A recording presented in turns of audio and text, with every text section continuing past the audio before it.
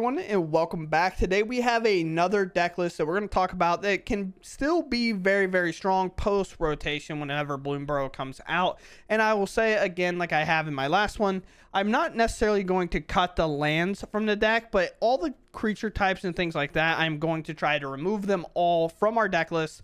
So every creature, instant or sorcery, enchantment, thing like that we're going to be playing today will be legal when the rotation happens. The only thing that won't be is the Shatter Sanctum, which is 4 of, Takenuma, and Iganjo. I think to keep the deck a little bit more consistent and a little bit more competitive, at least for right now, because we still are a month or so out. I think we're like roughly a month and a half out. I'm going to keep it a little bit more competitive by playing these, but outside of that, we were playing, as you can tell, is Rite of Oblivion. Rite of Oblivion was such a good dynamic card for this deck when it came to, okay, we have a Hopeless Nightmare on turn 1. We need to exile permanent on turn 2. We sack the Hopeless Nightmare or exile it to the, I guess it's just sacrifice, right? Yeah, we get to sacrifice it to the Rite of Oblivion, exile a target non-land permanent. Our Hopeless Nightmare would go to the graveyard, allowing us to scry 2 off the Hopeless Nightmare, which is a very good play for us. So losing that play is our deck still competitive, and I would argue incredibly so. I have pretty much examples of every matchup we're going to play in the post-rotation format, and being like either it's control, mono red, Boros, things like that. Mono red is always going to be around regardless of whatever it loses. But we play a lot of dynamic matchups today, which are really fun, and I like this deck a lot, and I find it very enjoyable. So what are we doing? We are trying our best to imitate a kind of tempo game into a late game kind of grind fest in a weird way. We're more of a mid-range pile than anything, but we want to play Hopeless Nightmare on turn 1, which enters the battlefield, forcing our opponent to discard a card and then picking it back up with the Pixie. Pixie generates a lot of value, and the fact that whenever it enters the battlefield, you may return up to a non-fairy, non-land permanent that we control to our hand, and then we make a 1/1 counter on it.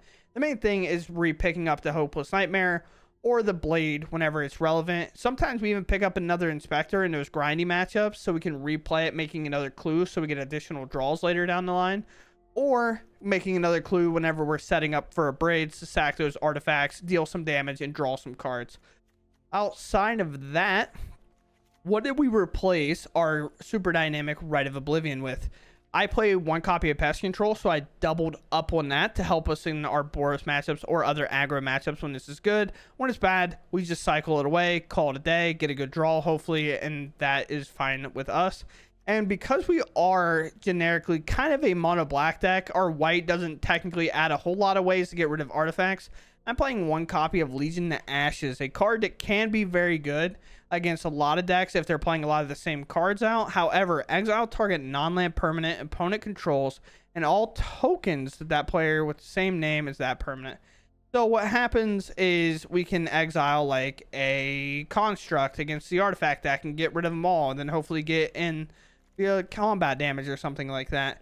Outside of that, our game plan is just make our opponent's life a nightmare. We want to make them discard with Hostile Investigator, be pinging them with Shieldred, attacking with an Akhlazotz if possible, plussing Liliana, making them discard more, triggering our Hostile Investigators, having Guardian of whatever that says come in, flicker our Hopeless Nightmare, our Tilting Blade, our just anything important.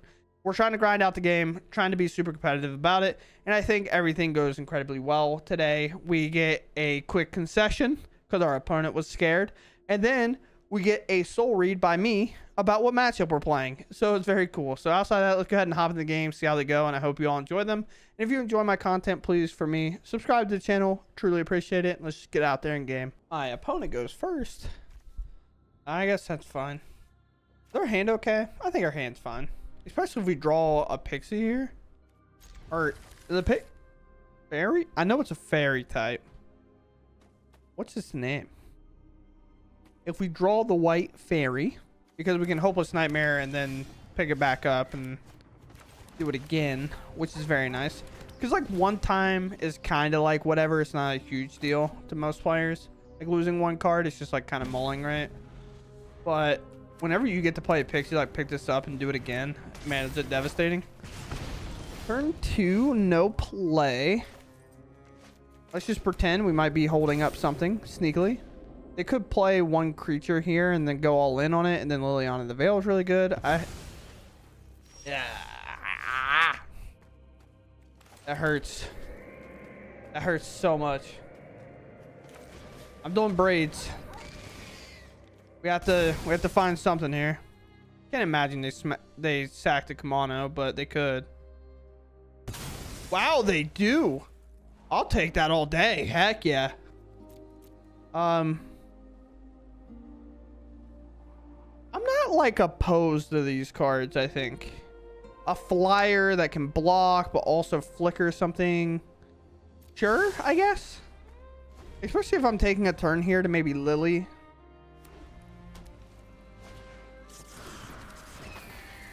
These might actually not be good. I think the land's fine because I think I do want to get Aclazotz in play.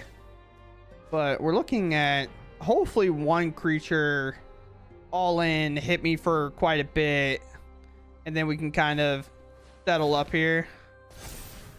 A 7/3 Vigilance, maybe Monstrous Rage. This has to be protection, I think, which actually helps us out a ton. It's now Liliana is so valuable. Lauren's Escape does not protect, I don't think. I don't think it gives them hexproof.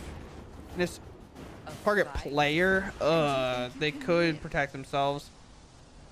Do you play it? Is this Surge? I guess. I'm just gonna hold in case they play something else. Decline here. I could have sacked Lily, but at least if I hold Lily here, they might have to consider killing it. Because if they go down too low on cards here, it gets like a little bit awkward for their turns.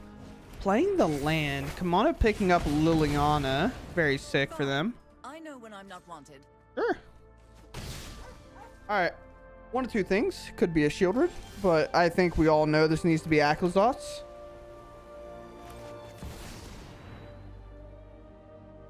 Then they have Lauren Escape plus this, putting that at 2, I guess.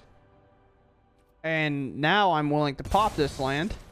They don't want to take the value. They don't have to. Sure. Could argue maybe I'm not supposed to, so when I play Shieldred next turn, like I then do it. But I can also sack another land and gain some life. And with Aclazotz in play, them needing to remove it, I'm blocking no matter what if I'm giving the option.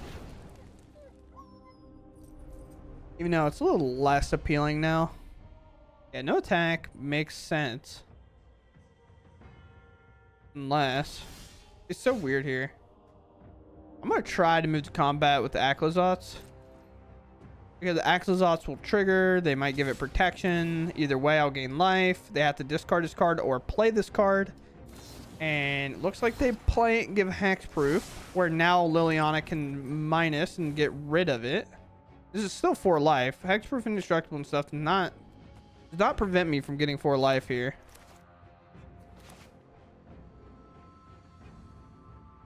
One part of me wants to also play this Guardian and flicker my Aclazotz. Yeah, you might as well block. Like, there's not really a reason not to. I go to 11. How dead am I if I just play it Shieldred? I can't imagine it's very great, but I can also just take over the air entirely, and I think that's the better play. Just, like, not even give them an option. This re-enters. I'm gonna just decline on the sack. I think we're holding up pretty well here. Now, one fear, though, is if I do lose my creature with Kamano out, Aclazotz becomes really, really vulnerable, but the heroic deck does not take us down. Very cool. We didn't see a Virtuoso or anything, but we did see a Slick Shot, which is like just as dangerous for the most part. My opponent goes first. And aggro is going to go so hard against this hand, but I'm going to keep it.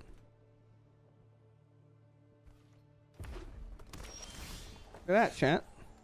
Do I just like play this tapped and then double Hopeless Nightmare them? I feel like that makes sense.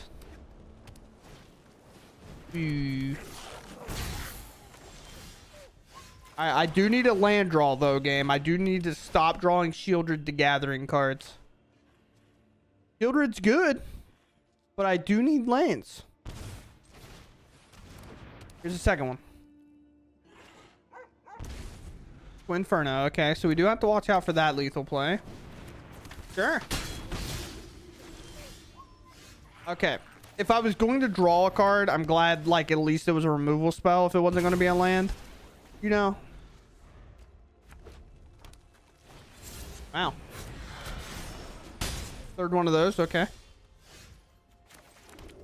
Now, this is a very cool thing we get to do. I can play now a threat and flicker the blade.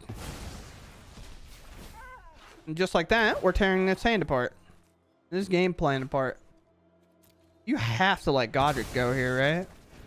And then just like potentially pay for this. Yeah, I'm blocking. I know what the creature is. Yes, I will take that trade all day. Thank you. Nice tap land from me. Go us. This one. Sacrifice this. So we scry. They can't pay, so we'll draw. This can go away. That can go away. Both those cards being very bad. What's the play now? I was like, what was the card? It's a ruckus, but human, I think, is the answer. And I think when I reveal Shieldred, they'll concede, but it's up to them. This one. And now we sacrifice this. They'll lose 2 more. I'll draw and I'll gain 2, go up to 10. Now they lose 2 more. Yep. Well, so far, so good. Dub. I don't know. Way better. I like it. No way you're convincing me to keep that other hand. Weirdly enough, I think Inspector goes here. What did we oops me for? Because I mulliganed? What?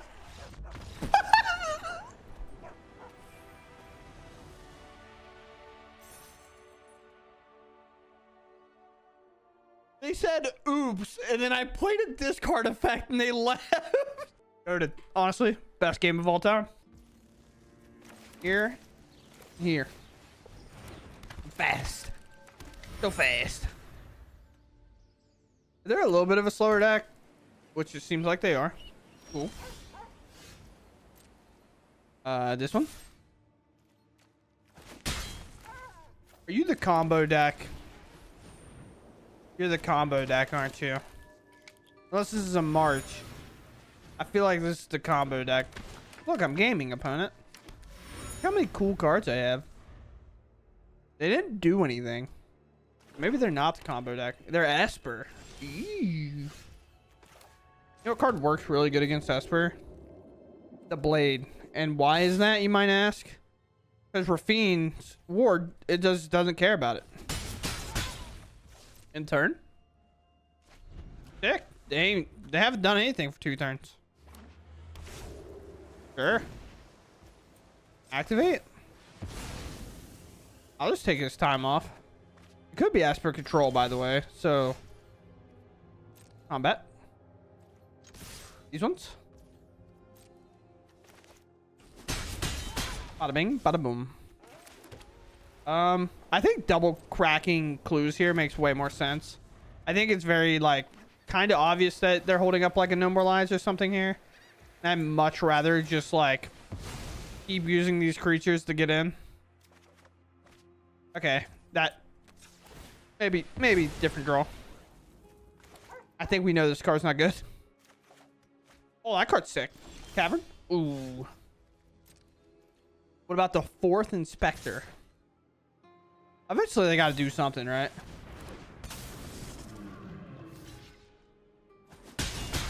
All right. Yeah, we know what to do. We play Liliana. Yes, I have to pay that way. We minus.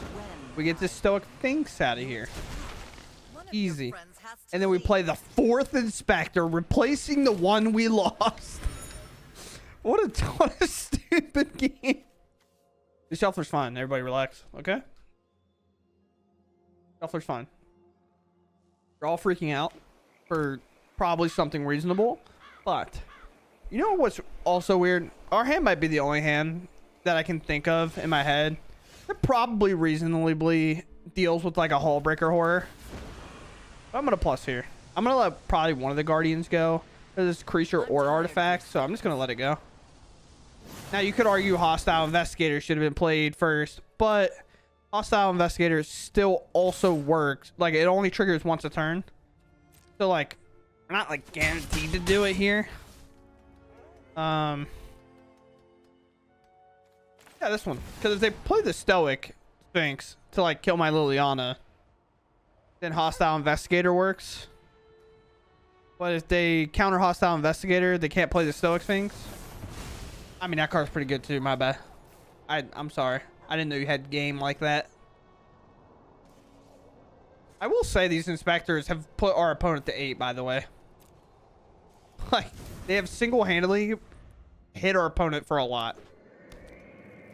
Are we sunfalling, depopulating, temporary lockdowning, farewelling, killing Liliana, gaming? Sure. Temporary lockdown now. No. Okay. Combat.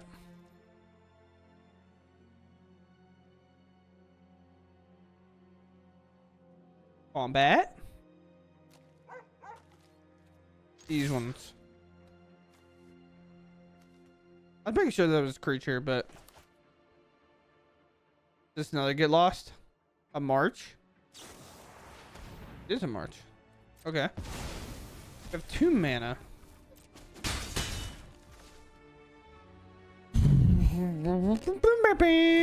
This one. A flanker is actually good here because of flash. This one.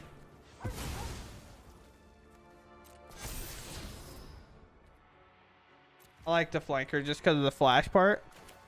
No demo field. They can obviously use this next turn, but I'm gonna name bat on this. I'm gonna pass. Obviously, I probably should have just barreled this, but at some point they have to have a board wipe, right? Oh no. Not my cavern. Yes. Sure. Imagine if I had another mana available. I probably should have played around that. I don't know. I mean, if I would have known they had the demo field, then like sure, but not knowing is a little bit different, right? These ones?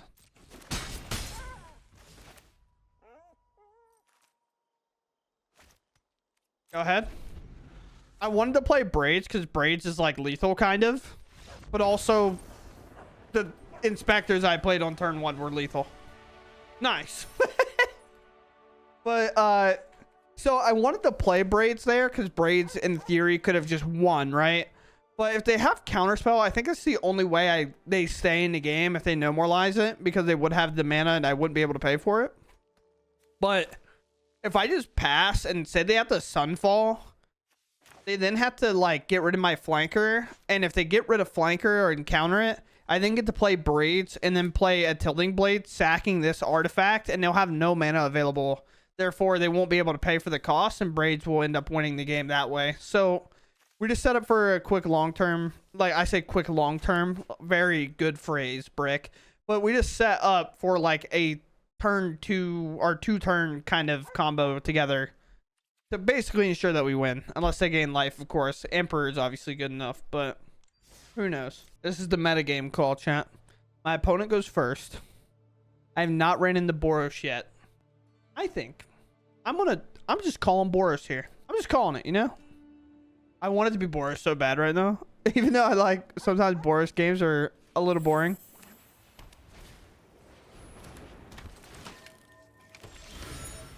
Oh! Let's go, chat. I got nothing. Show me a red lane right now. Show it to me. Let's go, chat.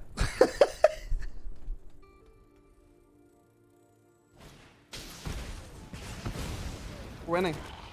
I mean, they're going to play a knight here, and it's going to be very bad. But We're winning, Jet. Miss. Miss. I didn't miss. I mean, other one drop, not that bad. Now, what's the odds that I'm supposed to take a turn? I have another pest control. Don't take a turn off. Come on now. Okay, very cool. We're cooking. Now, that's all I wanted. Even if I lose the game from here, I just wanted to be like, I'm calling that as Boros because I haven't seen him yet. I'm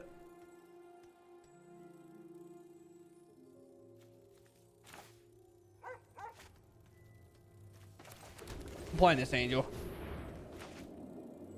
And then I want to be able to pest control next turn and then Blade, maybe. Because I have to imagine they're going to attack out here. I could be wrong. It's so weird. Sick. I do really hope it is just like play this double attack me. So I can just like absorb the reinforcement. And then pest control does work. And then Tide Blade then takes out the knight. But I have to kind of I have to have my opponent kind of make a really bad decision to do that. But it's Scry top. Come on, Boros. That's too smart. I'm going to hold. I mean, I get it regardless, right? Here. And I definitely want it in play for my Angel next turn. So I'll do this. I'll name Human, I guess. This again. Pop all that stuff out of the way. And then we'll Blade. Obviously, they're going to sack the reinforcements here. And then I can let my Guardian block this knight, but I'm looking to have it pick up like maybe an Emmadane, take a little bit extra damage maybe. But if this is their turn, Guardian is definitely flying in front of this, I think. Then I can play this, and this. Obviously, a Shieldred at some point would be pretty sick. Even a Braids would be pretty cool. But let's start off with the Hopeless Nightmare. See if they got something to flash in. Which I think they do. I would like for you to discard a card. Get rid of that. Is the door still open or do you have another one? I mean, this is the only thing I can flicker. I can't flicker the Hopeless Nightmare, so they do have another one. Nice. Now they're gonna sack the token, of course. They've already seen 2 cards for a reason to sack the token. 2 pest controls. Now, do they know it's the only copies we have left in the deck? No. But I'm not gonna tell them that. This attack means I just block it. This is 4th reinforcement, by the way. I'm saying something. I'm yelling. Let's take a look. Okay, I guess we're gonna draw lands and lose. Pretty much. Or they're gonna play the knight. Play the whatever. Play him. Right now. No? Okay. This is so weird. I'm gonna put a stop. I know like taking more damage isn't necessarily the best idea of all time. But at the same time, I think I need to do something here.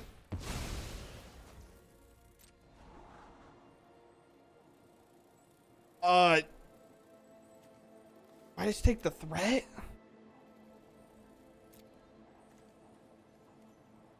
Yeah, because then a clue's not bad, right? Let's draw here. Let's do this one.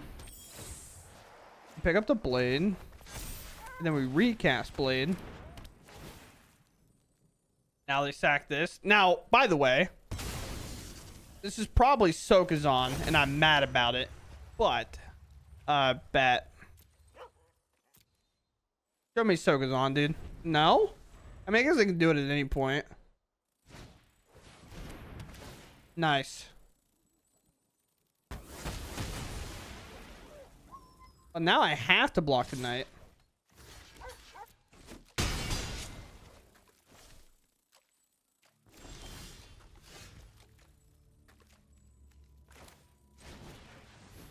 Sure. Oh boy. Whenever enters battlefield at the beginning of your upkeep, each opponent loses 1 life and I gain 1 life. It's not gonna get me home anytime soon, I don't think. Nice. Maybe? We're trying so hard. Everything was working so well, and now I'm in danger. We need a dead card from them. Pretty bad. Oh, we get it. Nice. And they pass. Oh, let's start. This is a chance, chat. It's a chance, chat. Yeah. So I can't play this regardless. I want to see what I draw. And Gonjo actually picks up something clean here because I do have a legendary. Nice. And then I'm going to sack this. I could have done a land, but Gonjo picks up the knight. You haven't rotated yet, baby. Don't worry, this is a game about how our cards are going to rotate, I promise. Ooh, dangerous. I have 7. I have 7, 8. I have a lot of damage, kind of. Right? 1, 2, 3, 4, 5, 6, 7, 8, 9, 10, 11. I'm 1 short. Ugh. I'm counting one more time just in case. 7, 8, 9, 10, 11, 12, 13. Of course I'm 1 short. Can I attack with this and hold up? I only have 1 legendary, so I can't. Is it worth it though? It's probably like worth, right? No, I think it's not. I do think I do crack this now though. Because like a shield would be so good. Nope.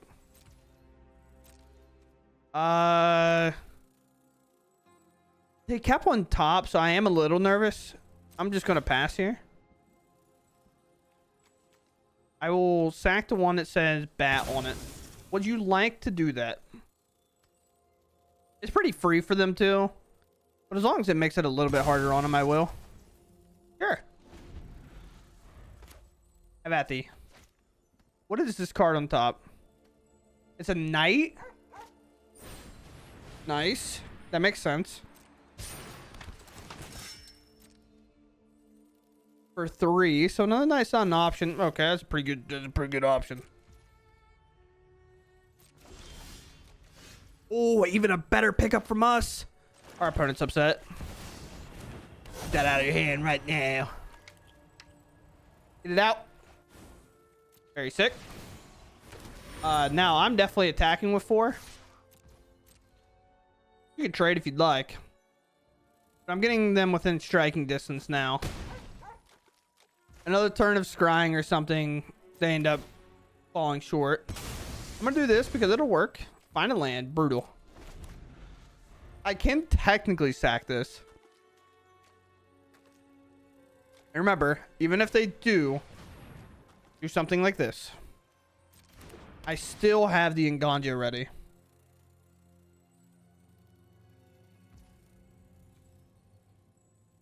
Sure. I cannot crack the clue anymore, by the way.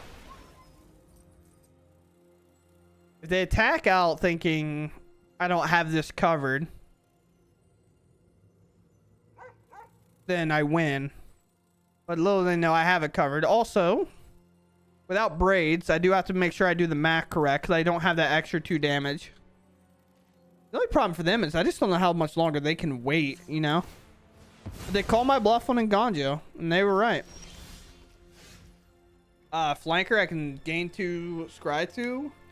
Now, if I attack with these 4/3s, they have problems. Can I attack with the fortress now? It's a 1/4, so they can kind of chump it for free, but then I go to 5 and I get like a little bit of a buffer. What would it cost me? Almost everything? Sure, I don't know. I'm just doing it to kind of drain and gain here, I think. Just to get a little bit of value, I think. Sure. Again. This also allows us to pick it up with Nganjo. So I can keep my land. Yeah, sure. And I discard, so I honestly, until now, because anytime you've ever discarded, at least I have with a hostile investigator in play, I've always had a Liliana. So like my opponent discarded as well. I didn't realize if it was any player. Whenever one or more players, God, this card's so hot. So sick. I don't trust that at all, actually. I don't trust that. I don't know what that is. I don't like it. I assume this is what they wanted, but sure. Okay. Interesting. Interesting indeed. Bring this up. This forces a block. And I start gaining life that kind of grows out of range. Now, of course, they block with this because they can bring it back. Sure.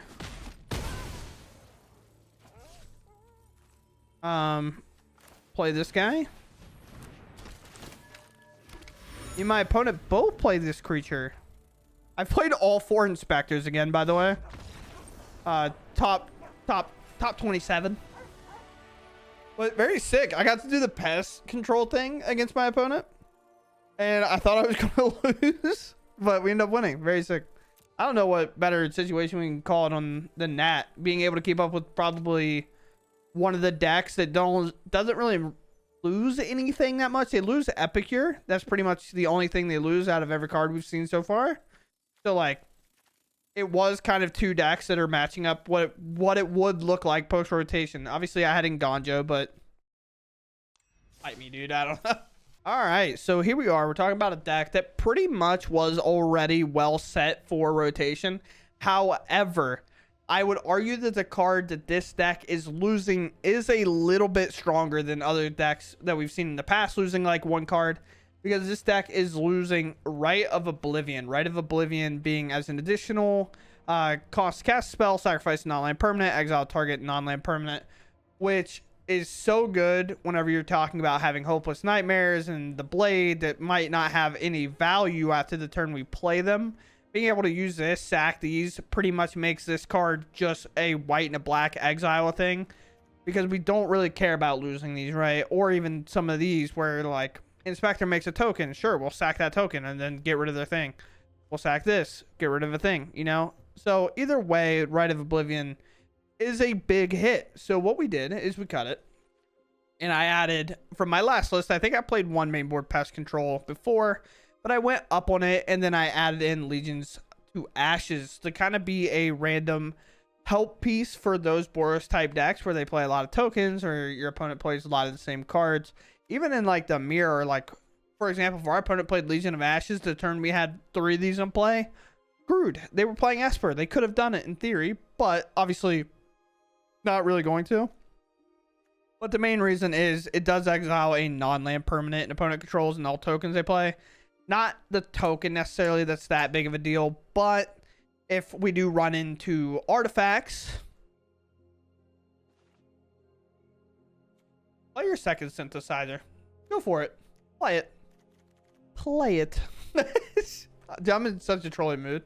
But other than that, I think the deck did well. I like the deck a lot. I think this deck's super fun. I do think, as you can tell where my mindset is, I do think it is a little tough when you start squeezing stuff in where we only have 2 Shieldreds, which I think that's a good count on Shieldred, especially in best of 1.